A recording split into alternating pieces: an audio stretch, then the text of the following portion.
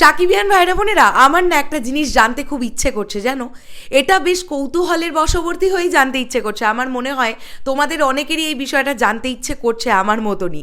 সেটা হচ্ছে তুফান সিনেমার বাজেট ভাই কত টাকা হতে পারে। দেখো, আমরা পরশুদিন সন্ধ্যেবেলার দিকে এরকম একটা আপডেট পেয়েছি যে রামোজি ফিল্ম সিটিতে সেট অলরেডি পড়তে শুরু করেছে এবং ইচ অ্যান্ড এভরি ডে 100 জন মেকার্স তারা সেট তৈরির কাজ করছেন। এবং বাহুবলীর সেট যারা নির্মাণ করেছিলেন তারা তুফানের সেট নির্মাণ করছেন। এই আপডেটটা এক্সক্লুসিভলি তোমাদের কাছে দিয়েছিলাম। এখন বিষয়টা হচ্ছে, আমি এমন একটা বিষয় জানতে পারলাম রাইহান রাফি সাহেবের একটি ইন্টারভিউয়ের মারফত, যেটা তানভীর তারেক শোতে ইন্টারভিউ সেশনটা হয়েছে, এবং সেখান থেকে জানতে পারলাম তোমাদের অনেকেরই মনে হচ্ছে তো যে ইন্ডিয়ার হায়দ্রাবাদ রামোজি ফিল্ম সিটিতে গোটা সিনেমাটার শ্যুট হয়ে যাবে। তোমরা ভুল ভাবছো, তোমাদের মতন ভুল আমিও ভেবেছিলাম। শুধুমাত্র ইন্ডিয়াতে এই ছবির শ্যুট হবে না, এই ছবির শ্যুট আরও বিভিন্ন দেশে হবে। ও মাই গড, তাহলে এই ছবির বাজেট কত ভাই?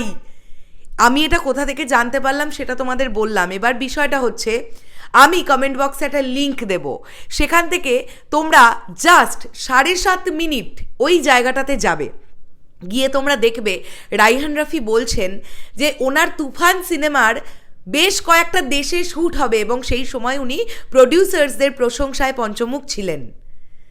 তাহলে শুধুমাত্র ইন্ডিয়াতে তুফানের শ্যুট হবে না ভাই, অন্যান্য দেশেও শ্যুট হবে। এখন সেটা বাংলাদেশেও হবে নাকি বাংলাদেশ ভারত বাদেও অন্য কোনো দেশে হবে সেটা আমাদের কারোর পক্ষে জানা সম্ভব নয়।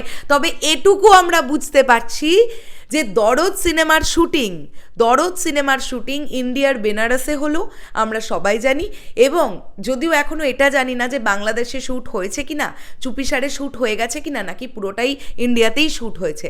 যদি মানে বাংলাদেশ এবং ইন্ডিয়াতে শ্যুট করতে এই ছবিটার টোটাল বাজেট দাঁড়ায় 10 কোটির ওপরে, তাহলে যদি তুফানের ক্ষেত্রে ভারত এবং বাংলাদেশের বাইরেও অন্য কোনো দেশে শ্যুট হয়, সেক্ষেত্রে বাজেট কত যাবে?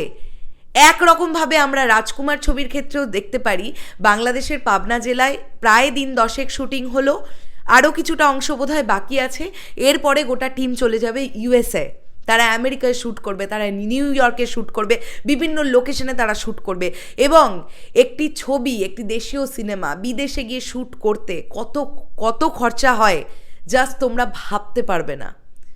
কেননা সেখানকার টেকনিশিয়ানরাও আলাদা হন না।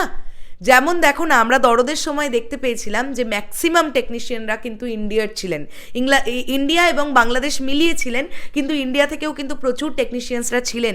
সাউথ ইন্ডিয়া থেকে যেমন ছিলেন, নর্থ ইন্ডিয়া থেকে তেমন ছিলেন, তার সঙ্গে বাংলাদেশের টেকনিশিয়ানসরা তো ছিলেনই।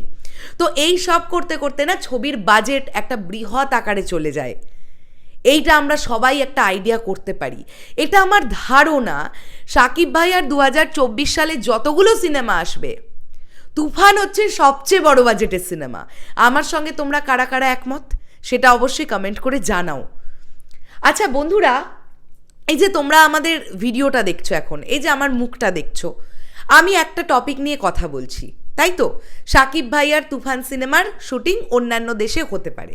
এখন বিষয়টা হচ্ছে, তোমরা এরকম যদি আমাদের তরফ থেকে কোনো অডিও ভার্সন পাও, যে অডিওটার মধ্যে ধরো 5 মিনিটের মধ্যে আমরা বিভিন্ন সিনেমার আপডেট তোমাদেরকে একসঙ্গে প্রোভাইড করব, যদি এমনটা হয় তাহলে কেমন হয় সেটা একটা কমেন্ট করে জানিও। এর থেকে বেশি কিছু বলবো না, এরকম একটা প্ল্যানিং করছি, যদি করা যেতে পারে সেই আইডিয়াটা কেমন।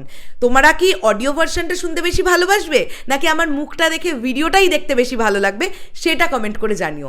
এইটুকুই বাস জানতে চাইছি। চলে গেলাম, দেখা হচ্ছে আবার খুব শিগগিরই নতুন কোনো ভিডিও নিয়ে। তাহলে এখনের জন্যে টাটা।